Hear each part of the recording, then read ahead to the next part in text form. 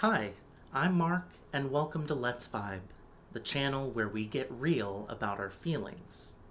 Now, so far I've talked a lot about some of the most common crystals that you find in crystal shops: citrine, amethyst, moonstone. These are all very common stones, easy to find, and a lot of people, even people who are not into crystals, they're familiar with these stones. They're used in jewelry, and they're common. But in today's video, I wanted to talk about a stone that is far less common and actually hasn't really been known for very long. And that stone is charoite. So hopefully you can get a good, sorry. Sorry guys, I'm not a beauty guru. Okay. So hopefully you can get a good view of the texture. This is a purple, obviously purple stone with some lavender hues mixed in. It's got a pearly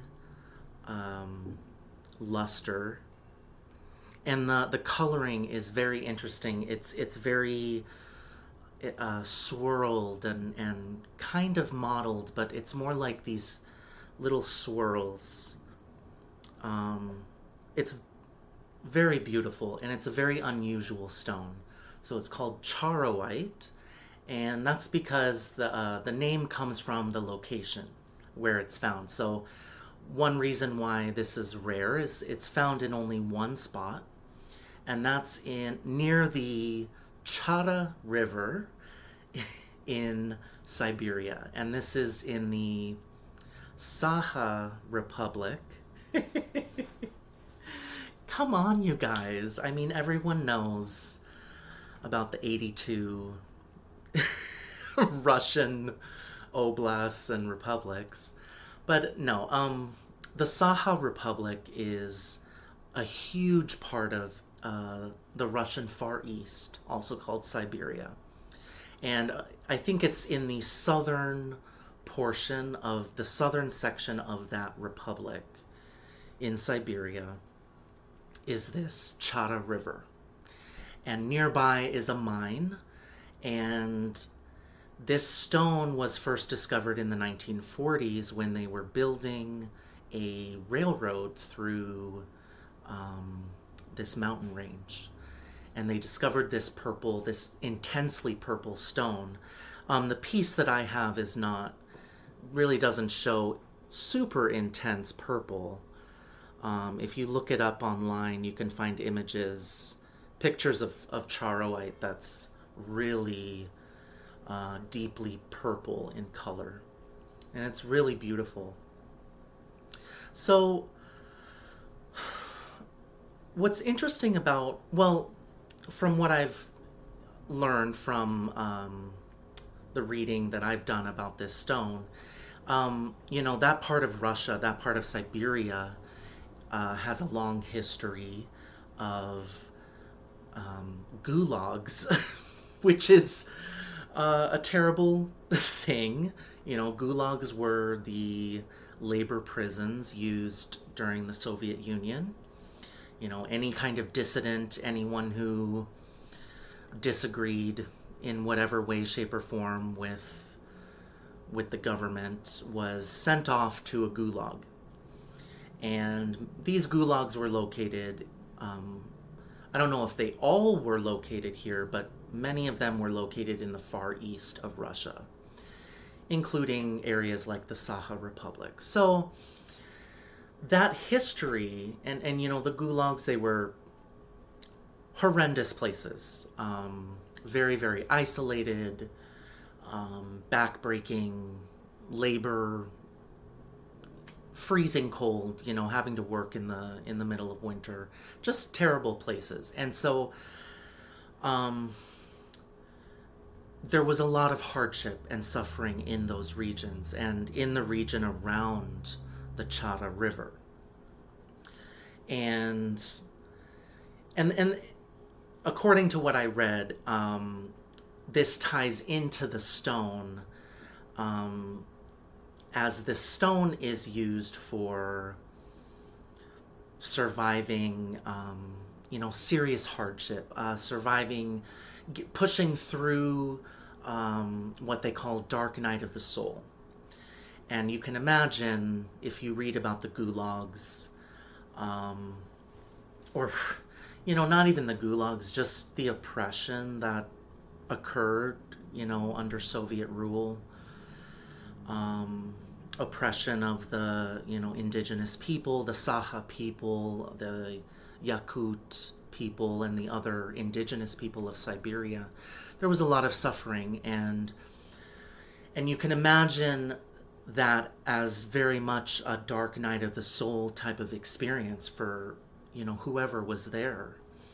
And so Charoite is associated with that type of experience, particularly in the healing of that kind of experience, and in, like I said, the survival, surviving through that kind of experience. So Charoite is all about deep healing, deep inner healing, and it can be both emotional and physical healing, and of course, spiritual healing as well. So that's kind of the description, the story about Charoite. What's really interesting personally about this stone for me is I didn't really connect with this stone until very, very recently. like very recently. And that's the funny thing with stones. You may feel drawn to a stone, or you might pick up, if you're at a shop, you might pick up a stone that you find really beautiful and, decide to buy it, take it home. But even if you have the sensitivity and the ability to, get in tune with subtle energy, doesn't necessarily mean that you're automatically going to connect with any given crystal or stone. And that's sort of one of the mysterious things about these stones. They don't all just immediately connect with you, or you don't just immediately connect with it. This is a practice, using these crystals, meditating with them, using them for energy, healing. It's a practice. And sometimes you find a stone that you're attracted to or you feel drawn to, but then it's like with Charoite, I felt drawn to it. I read about the stone. I thought it sounded perfect for me. I can certainly relate to a dark night of the soul kind of experience. And I'm obviously looking for healing vibrations, and the stone is just very pretty and it's unusual. And I happened to find it at a local metaphysical shop here in Honolulu. So I took it home, and then I know I spent at least maybe a couple days, maybe I'll say two days, trying to meditate with the stone, just holding it. I'm sure I tried, I put it under my pillow. Charoite is pretty good for, it's actually very good for sleep. It's good for dreams, spiritual dreams, powerful dreams. And I know I tried that for a short while when I first bought this stone, but I quickly realized, I'm not really connecting with it, and I wasn't really feeling the vibrations of the stone. So I put it on my windowsill. I keep most of my stones on my windowsill, so they're always cleansed and charged. So I put this Charoite on the windowsill, and that was about 3 years ago when when I first bought this stone. About 3 years. And I didn't pick up this stone again until um, earlier this month. So it was like one night I was meditating, I was working with my crystals, and I suddenly felt, this stone came to mind, and I felt like picking it up, and so I did, and just like that, I suddenly felt an energy that I had not felt before, as I held this Charoite. So what did I feel? I felt this very deep um, energy, like very deep within, kind of energy coming up and out, an energy of healing, an energy of like a, well, kind of like the way the stone looks. It was like a swirling, I want to say eddies, eddies of energy, of a purple healing type of energy just welling up. It was really powerful. I wish I had better words to describe it. Um, but it was an incredibly beautiful type of vibration, and then I did feel it, outside of me as well. It wasn't just within, but it kind of grew, and it eventually was growing on the outside. And it's as I'm holding it, and when I meditate with it now, yeah, it's just the image in my mind is like a spring, or a spring of water, purple colored water, um, bubbling up, welling up. And it's just this sense of depth. And I can totally understand why this stone would be associated with Dark Night of the Soul. Because this is deep. This is like deep down in your gut, in your core. So it's very soothing. It's very, um, I don't know, I can't think of any other word besides healing. And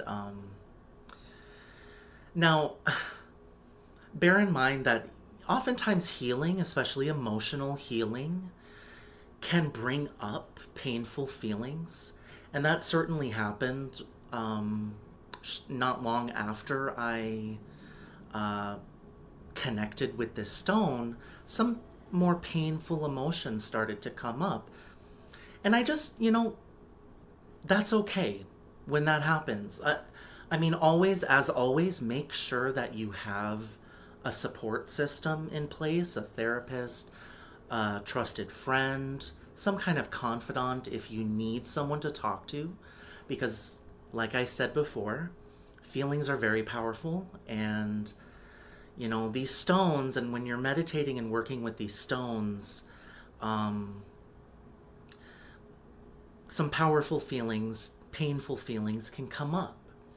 So, yeah, I felt some painful emotions come up because that's just an unavoidable part of healing any kind of hurt, any kind of trauma. There's going to be some uncomfortable feelings coming up. So that happened, but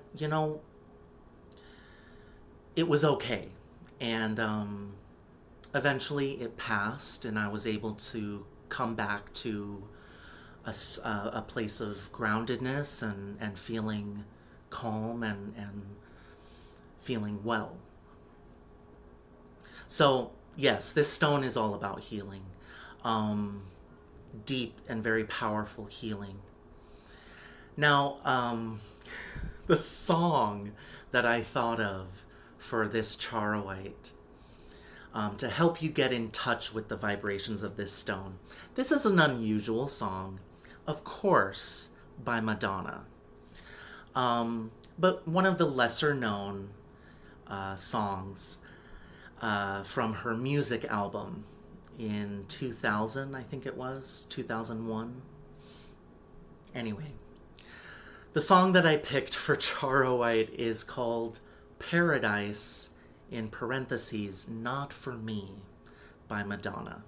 Now, I will include a link to that song in the description box below. And as usual, I encourage all of you to leave a comment or question down below. And once again, I thank you so much for vibing with me.